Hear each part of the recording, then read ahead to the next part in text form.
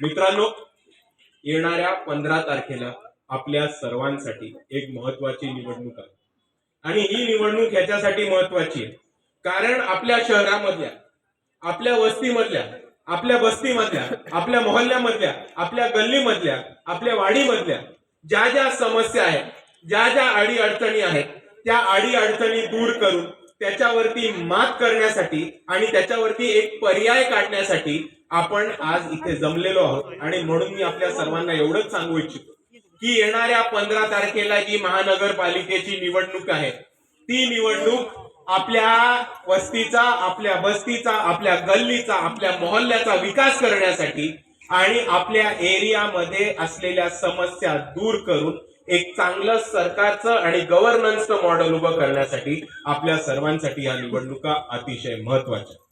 आणि बोलायला गेलो तर आपल्या एरियामध्ये प्रॉब्लेम्स, समस्या या भरपूर आहेत. इतके वर्ष काही नगरसेवक इथे सत्तेमध्ये होते, आपल्याला येऊन अजूनही आमिष दाखवतात, अजूनही भूलताफे देतात, अजूनही आपल्याला खोटे वादे करतात. पण मला एक सांगा, आजही या एरियामध्ये किती दिवसाआड पाणी आपल्या घरी येतं? किती दिवसाआड? 3 दिवसात. आणि म्हणून मी आपल्या सर्वांना इथे राहून एवढंच आवाहन करतो की जर वंचित बहुजन आघाडी सत्तेमध्ये निवडून आली तर प्रत्येक माणसाच्या घराला नळ आणि त्या नळाला पिण्याचं दररोज मिळायला स्वच्छ पाणी हे देण्याचं काम वंचित बहुजन आघाडी आपल्या एरियामध्ये नक्कीच करेल. दुसऱ्या बाजूला इथे एक मोठा मुद्दा येतो की बऱ्याचशा लोकांना अजून पीआरचं कार्ड मिळालेलं नाही. आणि मी आपल्या सर्वांना हे आश्वासन देतो की वंचित बहुजन आघाडीचे नगरसेवक निवडून आल्यानंतर किंवा निवडून नाही आले तरी सर्वात पहिले जे काम करणार आहेत ते म्हणजे आपल्या एरियामध्ये प्रत्येक माणसाला पीआर कार्ड द्यायचं काम हे वंचित बहुजन आघाडी महानगरपालिकेच्या मार्फत नक्कीच करेल. जर निवडून आलो नाही तरी आमच्या आपल्या सर्वांना आश्वासन आहे की ह्याच ठिकाणी वंचित बहुजन आघाडीच्या माध्यमातून एक कॅम्प लावून त्या कॅम्प मध्ये सगळ्यांचं रजिस्ट्रेशन करून ते रजिस्ट्रेशनची डायरी महानगरपालिकेमध्ये घेऊन जाऊ, भांडून, लढून, आंदोलन करून, संघर्ष करून का होईना पण प्रत्येक माणसाला पीआर कार्ड देण्याचं काम हे वंचित बहुजन आघाडी नक्की करणार आहे. दुसऱ्या बाजूला आपण आजही बघितलं तर 4 पट आपला टॅक्स हा वाढवला गेलेला आहे, मालमत्ताचा टॅक्स वाढवला गेलेला आहे. आणि मी आपल्या सर्वांना ही गवाही देतो की वंचित बहुजन आघाडी सत्तेमध्ये आली तर ह्या टॅक्स कमी करण्याचं काम आणि मालमत्ताचा दर कमी करण्याचं काम हे वंचित बहुजन आघाडी निश्चितपणे करणार. आणि मित्रांनो, हेच बोलत असताना मला आपल्या लोकांना अजून 1-2 गोष्टी सांगायच्या. ते हे की आज वंचित बहुजन आघाडी मैदानामध्ये उतरली, पूर्ण ताकदीने उतरली. नुसते एकटे नाही उतरलेत तर युती करून URF बरोबर पूर्ण ताकदीने वंचित बहुजन आघाडी आज मैदानामध्ये उतरली. आणि या परिस्थितीमध्ये इकडच्या प्रस्थापितांनी तिकीट वाटप करताना एक खूप मोठी चूक केली. पैसेवाल्यांना, सत्ताधाऱ्यांना, प्रस्थापितांना, गुंड्यांना यांनाच तिकीट वाटवण्याचं काम केलं. पण वंचित बहुजन आघाडीमध्ये असा प्रकार होता. वंचित बहुजन आघाडीचं तिकीट हे तळागाळातल्या कार्यकर्त्यांना गेलं. या पक्षामध्ये वंचितांचं तिकीट आणि वंचित बहुजन आघाडीचं तिकीट हे पैशावरती मिळत नाही, हे कार्यकर्त्याला संघर्षावरती मिळतं. आणि हा पायदा अमरावतीमध्ये उभा केला. आणि एवढंच नाही तर इतर पक्षांमध्ये जे इतके वर्ष काम करत होते, इतर पक्षांमध्ये इतके वर्ष ज्यांनी मेहनत घेतली, ज्यांनी काम केलं, त्या पक्षासाठी मेहनत घेतली, त्या पक्षामधल्या मेहनत करणाऱ्या वंचित समाजातून आलेल्या, ते बहुजन असो, दलित असो, मुसलमान असो, बौद्ध असो, त्या लोकांचं पण तिकीट कापलं होतं. त्या लोकांना सुद्धा न्याय देऊन, तिकीट देऊन वंचितनी उभं करण्याचं काम या अमरावतीमध्ये या निवडणुकीमध्ये केलेलं आहे. आणि म्हणून अमरावतीमधल्या मुसलमान बांधवांचं आणि बौद्ध बांधवांचं ठरलंय की आपलं मत फक्त गॅस सिलेंडरला, आपलं मत हे फक्त वंचित बहुजन आघाडीला. आणि मित्रांनो, दुसऱ्या बाजूला एक गोष्ट समजून घ्या. वंचितची जेव्हा ताकद वाढते, वंचित बरोबर आलिम भैयांसारखे, विंग कमांडर आलिम सरांसारखे आणि तसेच URF सारखे कार्यकर्ते जेव्हा जॉईन होतात तेव्हा एक मोठी ताकद निर्माण होते आणि ह्या ताकदीमुळे इकडच्या प्रस्थापितांच्या डोळ्यामध्ये धास्ती भरते. हे आपण सर्वांनी समजून घेतलं पाहिजे. आणि त्याच्यामध्ये खूप मोठ्या प्रमाणावरती त्यांनी अफवा पसरायचं चालू केलेलं आहे, चुकीची माहिती देण्याचा प्रयत्न केलाय आणि जिथे चुकीची माहिती आणि अफवा पसरत नाहीत तिथे धमकी देण्याचा सुद्धा प्रकार केलेला. आणि जे जे धमकी देऊन वंचितच्या उमेदवारांना बसवण्याचं काम करतात त्या सगळ्यांना माझा एक संदेश आहे की तुम्ही एकदा धमकी दिली, एकदा दबाव तंत्र वापरून बघितलं, वंचितचा कोणताही उमेदवार दबला नाही, बसला नाही, घाबरला नाही. पण याच्यानंतर जर तुम्ही दबाव तंत्र वापरलं तर वंचितचे कार्यकर्ते तुमच्या घरी घुसून तुम्हाला ठोकून काढण्याशिवाय हा तुम्ही गोष्ट समजून घ्या. दुसऱ्या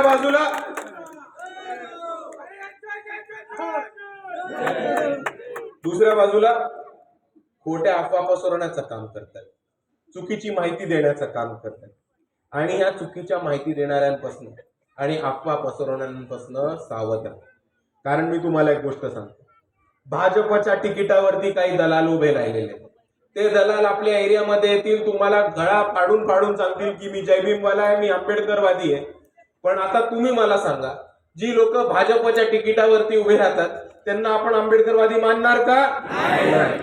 आणि म्हणून जर तुम्ही त्यांना आंबेडकरवादी म्हणत नसाल तर ते प्रचाराला आले तुमच्या एरियामध्ये तर त्यांना ठामपणे एकच गोष्ट सांगा की आमचं ठरलंय, आमचं मत हे वंचितला, आमचं मत हे URF ला, आमच्या एरियामध्ये वेळ वाया नका घालू, नाहीतर आम्ही तुम्हाला परत पाठवून देऊ. ही भूमिका आपल्याला आता निवडणुकीच्या काळामध्ये. आणि हेच बोलत असताना एक अजून गोष्ट मला आपल्याला सांगायची की इकडे येताना मी बघितलं की अजितदादांची राष्ट्रवादी पण खूप मोठ्या प्रमाणात होती. और मैं मेरे मुसलमान भाइयों से कहना चाहता हूँ कि अजीत दादा की राष्ट्रवादी खड़ी है और अजीत दादा के राष्ट्रवादी के टिकटों पे से बहुत सारे जगह पे मुसलमान उम्मीदवार खड़े हैं. लेकिन भाइयों, अजीत दादा किसके साथ है ये भूल मत जाना. अजीत दादा किसके साथ है? भाजपा के साथ. जोर से बोलो, अजीत दादा किसके साथ है? भाजपा के साथ. और दूसरी तरफ मैं मेरे मुसलमान भाइयों से एक चीज पूछना चाहता हूँ कि पिछले एक साल में एक भाजपा का आइटम निकला है और वो हर जगह जाके, मतलब भाजपा का नहीं, भाजपा की युति का है, वो हर जगह जाके गाली गलौज कर रहा है, मुसलमानों के खिलाफ बात कर रहा है, भड़काऊ भाषण कर रहा है, हेट स्पीचेस दे रहा है. आप उनका नाम जानते हो? संग्राम जगताप. सुना है उनका नाम? सुना है क्या उनका नाम? जगह जगह पे जाते हैं, मुसलमानों के खिलाफ गाली देते हैं, मोहम्मद पैगंबर के खिलाफ गलत चीजें बोलते हैं, कुरान के खिलाफ, इस्लाम के खिलाफ गलत चीजें बोलते हैं. दिवाली के वक्त में उन्होंने एक ये निकाला था कि मुसलमानों के साथ धंधा मत करना. उसके बाद उन्होंने और एक चीज निकाली थी कि जहां जहां मुसलमान बड़ी संख्या में रहते हैं वहां वहां जाके चेक करना कि यहाँ पे बांग्लादेशी घुसे हैं. आप जाके संग्राम जगताप के वीडियोस देखना और आपको पता चलेगा किस तरह की जाहिल भाषण करते हैं. और संग्राम जगताप कौन से पार्टी से है कोई बता सकता है? कौन सी पार्टी से? राष्ट्रवादी कांग्रेस से. तो अगर आपके एरिया में कोई भी मुसलमान राष्ट्रवादी के लिए वोट मांगने आया तो उनको सिर्फ और सिर्फ संग्राम जगताप का वीडियो दिखाना और उनको पूछना क्या आप इस चीज का समर्थन करते हो और क्या आप इनके साथ इस्लाम के खिलाफ खड़े हो. दूसरी चीज मेरे को मेरे भाइयों से एक चीज कहनी कि इस महाराष्ट्र में जहां जहां मुसलमानों पे जुल्म जाती है हुई है, जहां जहां मुसलमानों पे अन्याय अत्याचार हुआ है, वहां वहां मुसलमानों के साथ एक शख्सियत खड़ी रही है. उनका नाम है प्रकाश अंबेडकर और उनकी पार्टी है वंचित बहुजन आघाड़ी. आपको याद होगा कि पूरे महाराष्ट्र में एक सिलसिला चल रहा है कि जो जो मुसलमान नौजवान टीपू सुल्तान के स्टेटस रख रहे थे और टीपू सुल्तान के फोटो रख रहे थे, उन सबको गिरफ्तार करने की एक साजिश महाराष्ट्र में चल रही थी और बहुत सारे मुसलमान नौजवानों को इस साजिश में गिरफ्तार कर दिया गया. तब वो बाला साहब अंबेडकर थे जिन्होंने लातूर की हमारी सभा पे स्टेज पर छत्रपति शिवाजी महाराज, छत्रपति शाहू महाराज, महात्मा ज्योतिबा फुले और बाबा साहेब अंबेडकर के बीचों बीच टीपू सुल्तान का फोटो लगा उन्होंने टीपू सुल्तान के फोटो को माला चढ़ाई और यहाँ के बीजेपी और आरएसएस को चैलेंज किया कि यहाँ के नौजवान तो सिर्फ स्टेटस रखते हैं, हमने हमारे मंच पर टीपू सुल्तान का फोटो लगाया है, हमने हमारे मंच पर टीपू सुल्तान का फोटो लगाकर उस पर फूलों की माला चढ़ाई है। अगर तुम में दम है तो वंचित के लोगों पे एक्शन लेके दिखाओ, अगर तुम में दम है तो वंचित वालों को हाथ लगा के दिखाओ। ये स्टैंड वंचित बहुजन आघाड़ी ने लिया था। और उसके बाद क्या हुआ, टीपू सुल्तान के फोटो पे अरेस्ट करने का सिलसिला बंद, मतलब बंद। भैया ये पार्टी अलग है, ये पार्टी मार खाने वालों की नहीं, ये पार्टी मारने वालों की है। और आपको पता होगा, और आपको एक चीज पता होगा कि पुलिस लोगों को कस्टडी में लेती है। पता है आपको ये चीज कि अगर कुछ गलत होता है पुलिस वहां पे पहुंचती है तो पुलिस लोगों को कस्टडी में लेती है। हमारे पार्टी में उल्टा चलता है, हम पुलिस को कस्टडी में लेते हैं। आणि ह्याचं मी तुम्हाला 2 उदाहरण देऊन सांगतो। आपल्या सर्वांना सोमनाथ सूर्यवंशी माहितीये का? सोमनाथ सूर्यवंशी बरोबर काय झालं हे सुद्धा माहिती। आणि सोमनाथ सूर्यवंशींची केस लढायला बाळासाहेब आंबेडकर हे स्वतः काळा कोर्ट घालून सुप्रीम कोर्टामध्ये गेले होते, हायकोर्टामध्ये गेले होते आणि त्यांनी सोमनाथ सूर्यवंशींसाठी लढून कोर्टामध्ये लढून न्याय मिळवून दिला होता। एवढंच नाही तर परभणी पोलिसांनी सोमनाथ सूर्यवंशींचा पोस्टमॉर्टम व्हायला नाही पाहिजे याच्यासाठी सोमनाथ सूर्यवंशींची बॉडी एका अँब्युलन्स मध्ये टाकून शहरभर फिरवायचं काम केलं होतं। म्हणजे मित्रांनो तुम्ही समजून घ्या षडयंत्र काय होतं। एका बाजूला पोलिसांच्या मारहाणीमध्ये सोमनाथ सूर्यवंशींचा जीव जातो, त्यांचा मृत्यू होतो।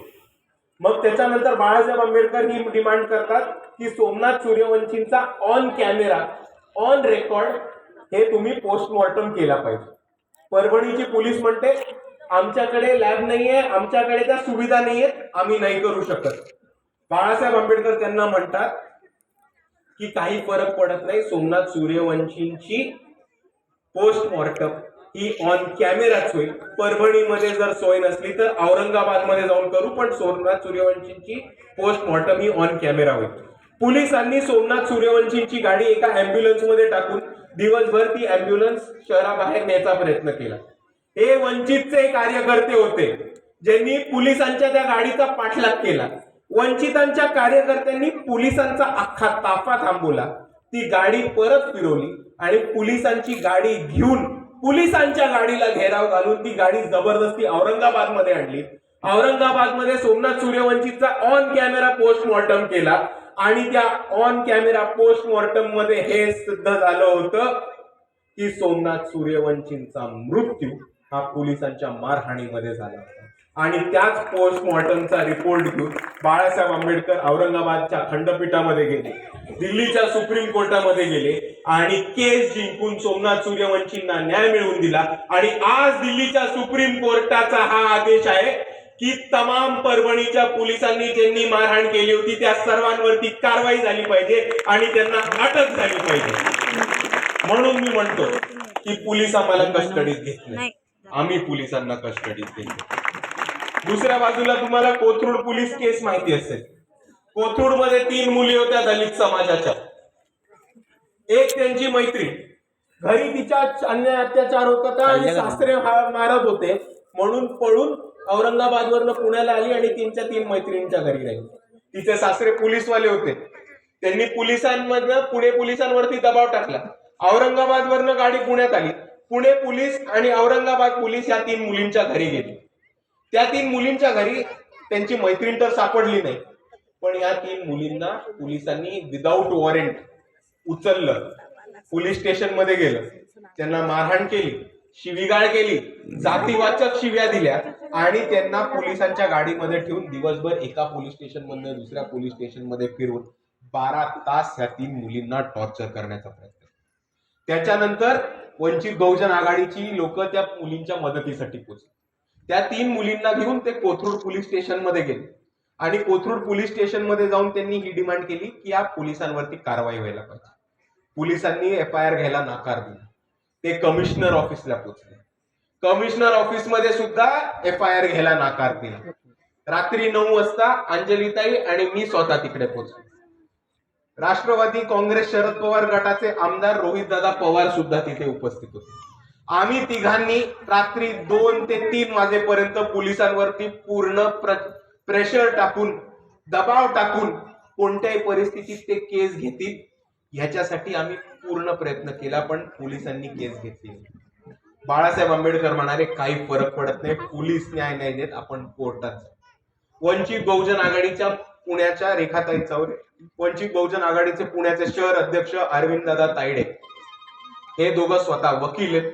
या दोघांनी अंगावरती काळा कोट चढवला, पोलीसच्या विरोधात कोर्टामध्ये गेले आणि पुणे कोर्टाचा हा निर्णय होता की पुणे कोथरूड पोलिसांवरती कारवाई झाली पाहिजे आणि त्या 3 मुलींचा FIR कोणत्याही परिस्थितीमध्ये दाखल होऊन त्या पोलिसांवरती जातीवाचक कारवाई झाली पाहिजे. म्हणून मी परत एकदा म्हणतो की आम्ही पोलिसांना घाबरत नाही. पोलीस आम्हाला कस्टडीमध्ये घेत नाही, आम्ही पोलिसांना कस्टडीमध्ये घेतो. हा पक्ष वेगळा आहे, हा पक्ष लढणाऱ्यांचा पक्ष, मार खाणाऱ्यांचा नाही तर मारणाऱ्यांचा पक्ष.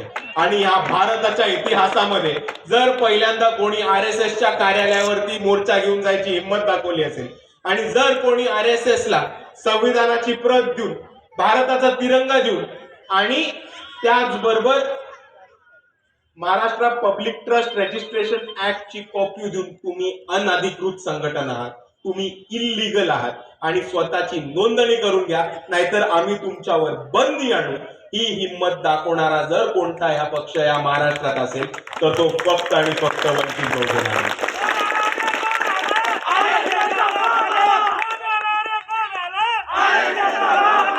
आणि म्हणून मला आपल्या सर्वांना एवढंच सांगायचं की ह्या निवडणुकीमध्ये आपल्यामधले तळागाळातले उमेदवार, मेहनत करणारे उमेदवार, आपल्या सर्वांसाठी लढणारे उमेदवार आणि एका हाकेवरती आपल्यासाठी उभे राहणारे उमेदवार. या परिस्थितीमध्ये जी लोक आपल्यासाठी धावतात, जी लोक आपल्यासाठी लढतात आणि जी लोक आपल्यासाठी उभी राहतात, त्यांना आपण मतदान करणार की नाही करणार? नक्की करणार का? कारण एक सोपी गोष्ट समजून घ्या, आज हे लोक नगरसेवक नाही, आज ही लोक आमदार खासदार नाहीत, तर ते लढतायत कोणासाठी? तुमच्यासाठी. आणि जर हे उद्या निवडून आले तर ही लोक तुमच्या आयुष्याचं सोनं करण्यासाठी स्वतःच्या जीवाचा रान करतील, हे आश्वासन त्यांच्या वतीने आपल्या सर्वांना इथे उभं राहून देऊ. आणि तेच बोलत असताना मला एक अजून गोष्ट बोलायची, मला बोलायला आवडत नाही पण अमरावतीमध्ये आल्यानंतर ह्या विषयावर बोलायला लागतं. ते म्हणजे आपल्या इकडे निवडणूक आली की खूप मोठ्या प्रमाणात गोष्टी वाटल्या जातात. काय वाटलं जातं? पैसा. अजून काय वाटलं जातं? बाटली. अजून काय वाटलं जातं? बघा काळ्या पिशवीत येतं काहीतरी, बघा काय येतं? मटन. काळ्या पिशवीत किराणा थोडी, किराणा रवी राणाकडनं येतो. पण हेच साडी, किराणा, रवी राणा ह्या सगळ्यापासून दारू, बटरी, बटन, पाकिट या पासून आपण सर्वांनी सावध राहिलं पाहिजे. कारण तुम्हाला बोलत असताना अजून एक गोष्ट सांगतो. आताच आपण सोमनाथ सूर्यवंशींचा उल्लेख केला, पण सोमनाथ सूर्यवंशींना न्याय मिळवून देण्यामध्ये आणि सोमनाथ सूर्यवंशीच्या लढ्यामध्ये जर बाळासाहेब आंबेडकर आणि वंचित बहुजन आघाडीच्या कार्यकर्त्यांपेक्षा एका व्यक्तीचा खूप मोठा वाटा आहे आणि त्यांचं खूप मोठं योगदान आणि श्रेय सोमनाथ सूर्यवंशींना न्याय मिळवून देण्यासाठी. तुम्हाला त्यांचं नाव माहिती आहे का? विजयाबाई सूर्यवंशी, सोमनाथ सूर्यवंशीच्या आई. जेव्हा बाळासाहेब आंबेडकर हे दिल्लीमध्ये कोर्टामध्ये लढत होते तेव्हा सोमनाथ सूर्यवंशींच्या घरी बीजेपीची लोक हे 1,50,00,000 रुपये घेऊन गेले. किती? आपल्यापैकी कोणी बघितले 1,50,00,000 एका वेळेस? सोमनाथ सूर्यवंशींच्या आईनी पण नव्हते बघितले. त्या तर वडार समाजात नाही. आपल्या एरियामध्ये जी लोक राहतात त्यांच्यावर बरीच बिकट त्यांची घरची परिस्थिती. पण तुम्हाला माहित आहे सोमनाथ सूर्यवंशींच्या आईनी काय केलं? बीजेपी वाल्यांच्या तोंडावरती ते 1,50,00,000 फेकून मारले. क्या बात है. आणि त्यांचं म्हणणं होतं की तुमच्या जातीवादामुळे, तुमच्या मनुवादामुळे आज माझा मुलगा गेला, तुमचे पैसे घेऊन माझा मुलगा परत येणार नाही. पण मला बाळासाहेब आंबेडकरांवरती विश्वास आहे आणि बाळासाहेब आंबेडकरच माझ्या मुलाला न्याय देऊ शकतात. त्या भूमिकेत घेऊन विजयाबाई सूर्यवंशींनी एवढ्या मोठ्या रकमेला लाथ मारली. आता तुम्ही विचार करा, ह्या बाईंनी, वडार समाजामधून येणाऱ्या एका अतिशय गरीब बाई, जर स्वतःच्या मुलाला न्याय मिळवून देण्यासाठी आणि बाबासाहेबांच्या जो पुतळ्याचा विटंबना झाली होती, संविधानाची जी प्रत फोडण्यात आली होती, त्याच्या विरोधात जर त्या 1,50,00,000 रुपयाला जर नकार देऊ शकतात, तर मला एक गोष्ट सांगा, आपण 50, 500, 5,000, 1,000 साठी विकणार आहोत का? नाही ना. मग आता पुढच्या वेळेस सांगा सर्वांना की आमचं ठरलंय, यावेळेस वंचित बहुजन आघाडीचं अमरावतीमध्ये खातं खोलणार. वंचित बहुजन आघाडीची निशाणी आपल्या सर्वांना माहिती आहे. मला ऐकून आहे मोठ्याने म्हणून काय बोलला? Gas cylinder. तसंच वंचित बहुजन आघाडीकडनं शिंदेताई, कंगलेताई आणि तसेच साबीर दादा हे वंचित बहुजन आघाडीचे उमेदवार आहेत. यांची निशाणी गॅस सिलेंडर आहे. येत्या 15 तारखेला जास्तीत जास्त मतांनी वंचित बहुजन आघाडीचे उमेदवार निवडून आणा आणि आपणच सर्व एकत्र येऊ. आपल्या गल्लीचा, आपल्या मोहल्ल्याचा आणि आपल्या वस्तीचा, आपल्या वॉर्डाचा आपण सगळे मिळून विकास करू. एवढे म्हणून मी माझे 2 शब्द थांबवतो. जय भीम, जय संविधान.